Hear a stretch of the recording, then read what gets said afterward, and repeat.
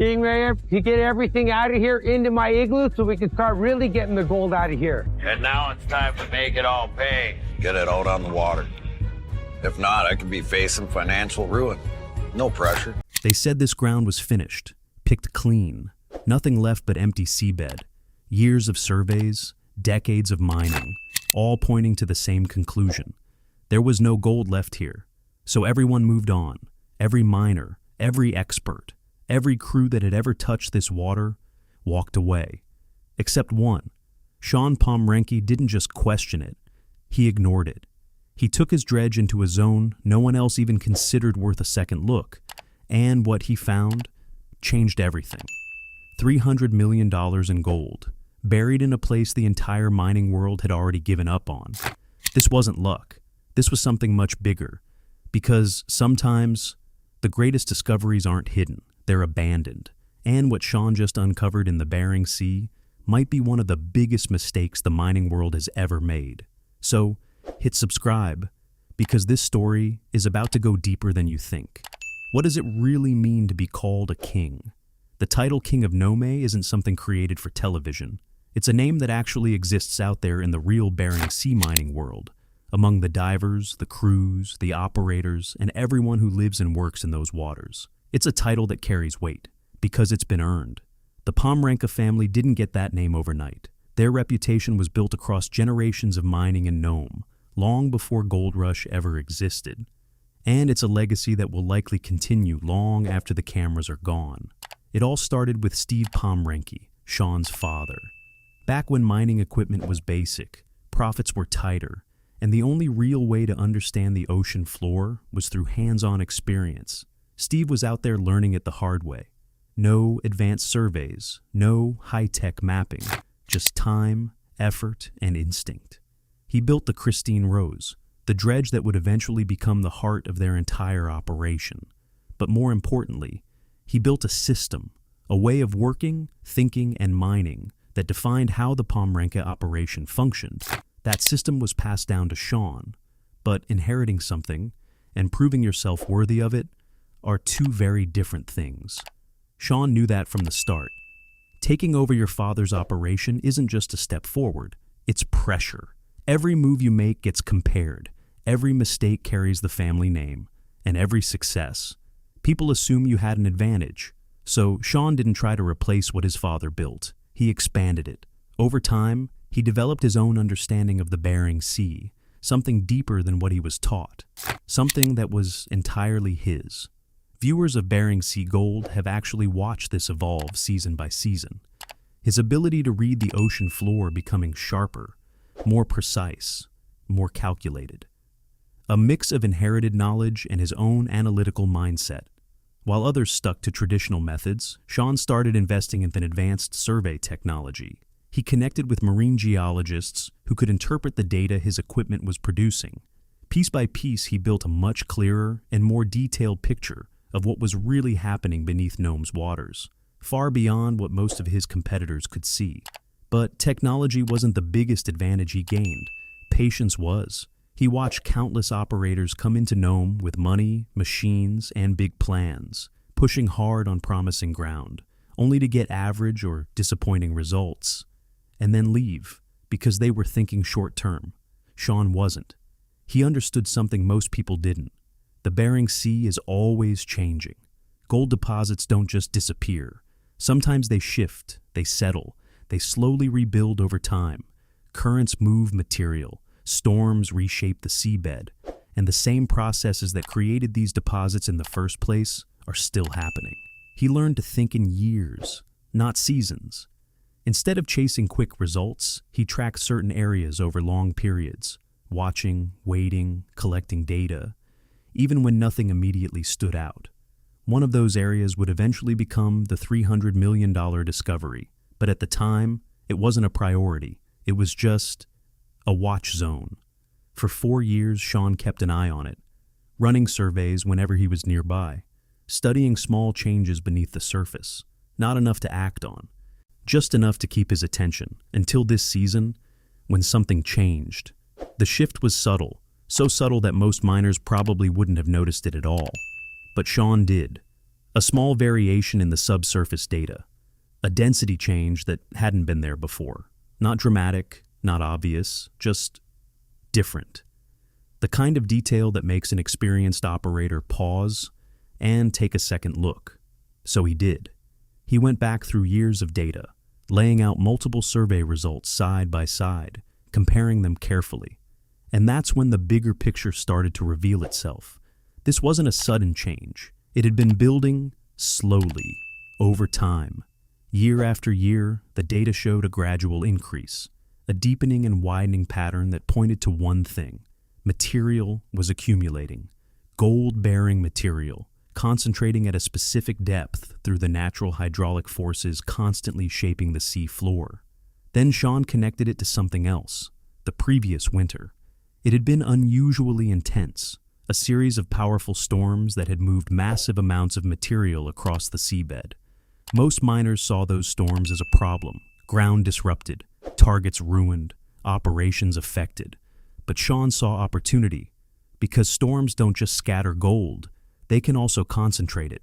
They wash away lighter material and push heavier particles, like gold, into natural traps where they settle and build up. What others saw as damage, Shawn saw as a reset, and the new survey data confirmed it. The slow pattern he'd been tracking for years had suddenly accelerated after those storms. The concentration at depth was now stronger than ever before. That's when he knew. This wasn't just another possibility. This was something real. But instead of rushing in with excitement, Shawn did what he always does. He stayed methodical. He presented the data to his crew step by step, not telling them what to think, but letting the evidence speak for itself. His dive team reviewed the surveys. His operations manager compared it with old production records, data showing what previous miners had taken from that exact area, and why they had walked away. Shawn's marine geology consultant took a close look at everything, the storm patterns, the sediment movement models, and how it all lined up with Shawn's idea of reconcentration. His response wasn't overhyped. It was measured, precise. The theory makes sense, the data supports it, and the anomaly is definitely there. But how rich it actually is, you won't know until you physically test it. Shawn didn't react emotionally. He went straight to the point. What are the odds? The consultant paused, thinking it through carefully. I'd say there's about a 60% chance this is a real gold concentration, and a 40% chance it's just dense material, giving a similar reading. 60-40. Not certainty. Not even overwhelming confidence. But enough. Shawn studied the data one more time, adding his own instincts to that 60%. 4 years of tracking, the storm impact, and his deep understanding of how gold behaves in these waters. Then he made the decision. We move Christine Rose to that zone, he said calmly. We dive it, and we find out. His operations manager didn't argue. He'd seen this before. Shawn's quiet confidence wasn't random. It had history behind it. When do we go? Tomorrow morning, Shawn replied, before anyone else figures out what we're looking at. Christine Rose reached the location under typical Bering Sea conditions, gray skies, rough water, and that constant biting cold that never really changes. This wasn't easy ground. The depth was near the limit of their working range. Not impossible, but demanding precision. No room for mistakes. The first dive wasn't about gold. It was about confirmation. Shawn needed to see the sea floor, not just through data, but through a diver's eyes. The texture, the composition, the subtle signs that machines can't fully capture. His lead diver descended. Up on deck, Shawn watched everything. Depth readings, position tracking, and the live feed from the diver's helmet camera showing the ocean floor in real time. 40 minutes later, the diver came back up. He climbed aboard, pulled off his mask, and looked straight at Shawn. Shawn already knew that look. Talk to me. It's there, the diver said. The material at that depth, the color, the density, how it's settled. I've been diving gold ground out here for years. That's gold-bearing ground. Shawn didn't celebrate. How rich? The diver shook his head slightly. I can't give you numbers from one dive, but it's rich enough that I almost wanted to start dredging right there. in the middle of a recon dive. That said everything. Shawn looked back at the data, the maps, the depth readings. 4 years of tracking, now confirmed by real-world observation. Theory had just turned into probability. He didn't hesitate. "Full production," he said. "We start this afternoon." By afternoon, the dredge was running. The crew moved like a machine, precise, efficient, experienced. No wasted motion, no confusion. Just a system that had been perfected over years in one of the harshest environments on Earth. 4 hours later, they shut down for cleanup. The light was fading. The Bering Sea always deciding the schedule. Everyone gathered, because the first cleanup from new ground tells you everything. And when it came out, the deck went silent. Not because it was just a big number, but because of what they were seeing. The gold wasn't fine. It was bigger, heavier, more concentrated than anyone expected. The ratio of gold to material was the best they had seen in years. Shawn's operations manager quickly ran the numbers, rough calculations scribbled on his clipboard. He looked up. "If this holds across the whole zone," he said carefully, "this isn't just a good season. This is something else entirely." Shawn didn't jump to conclusions. He looked at the gold, then at the full anomaly map. "Run it again tomorrow," he said, "and the next day, and the next. We'll know exactly what this is once we map the whole thing." They didn't stop. For 9 straight weeks they worked that zone, and slowly, piece by piece, the full picture came together. A discovery far bigger than a single good run. Something consistent, something massive, something real. When Shawn finally sat down with his father, Steve Pomrenke, the man who built everything, it wasn't a dramatic moment. It was quiet. 2 men who understood exactly what this meant, without needing to say much.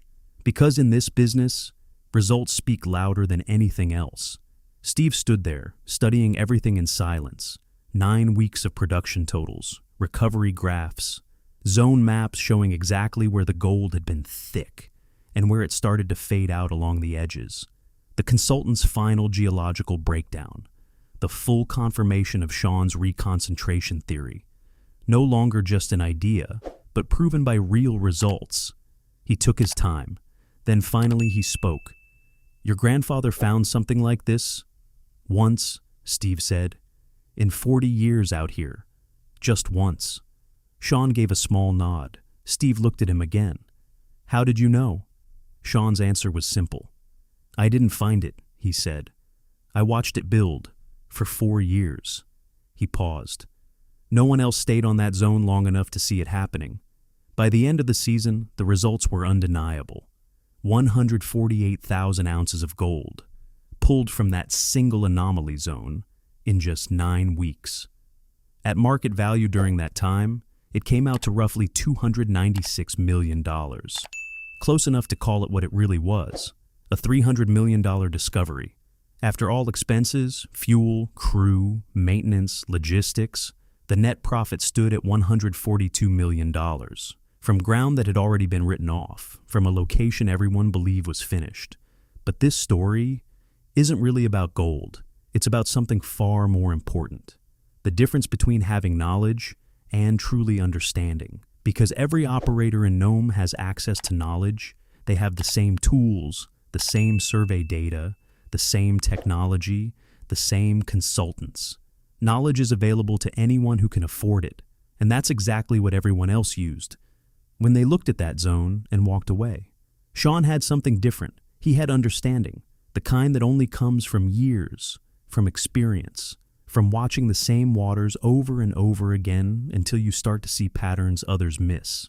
He understood how gold behaves over long periods, not just one season, but across cycles that most people don't have the patience to follow. He was willing to track one area for 4 years, without chasing quick results, because he knew that's what it would take.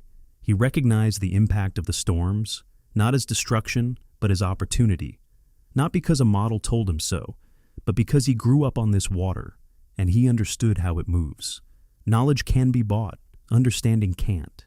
It builds slowly, through failures, adjustments, long seasons, and the kind of experience you only get by staying in the game longer than everyone else. Steve Pomrenke spent 40 years building that understanding. He passed it down to Shawn, and Shawn didn't just inherit it. He expanded it, added his own years of observation, his own analysis, his own decisions, until it became something even stronger. The gold was always there. The storms had been concentrating it for years. The data had been quietly changing with every survey pass. But no one noticed, because no one was watching long enough. No one was thinking on that time scale. No one had the right combination of patience and perspective to see it forming, except one person, Shawn Pomrenke. Because he's not just a miner who came to Nome, he is Nome. The story doesn't really end with the numbers, because discoveries like this don't just change one season. Every operator in the Bering Sea is paying attention, quietly, closely. Because when a zone that was once written off suddenly produces at this level, it forces one uncomfortable question. What else have we missed? How many other locations were abandoned too early? How many signals were ignored because they didn't look strong enough in a single season? And how many opportunities are still sitting out there, waiting for someone patient enough to see them through? What Shawn proved here isn't just that gold can still be found. He proved that the real advantage isn't bigger machines, or better funding, or even better data. It's time. Time spent watching, time spent learning, time spent understanding something deeper than what's on the surface. And that's what makes this moment so powerful. Because while others were chasing quick wins, Shawn was building a long game, and the Bering Sea rewarded him for it. But here's the part that should really get your attention. If one $300 million deposit could form right under everyone's nose, in ground that had already been abandoned, then what's still out there? What's forming right now? As currents shift, storms move material, and the ocean quietly reshapes everything beneath it. That's the kind of question that keeps this story alive. Because this wasn't luck. This was timing, patience, and understanding coming together at the exact right moment. And if history has shown anything, it's that this won't be the last time something like this happens. So, keep watching, because the next discovery might already be building.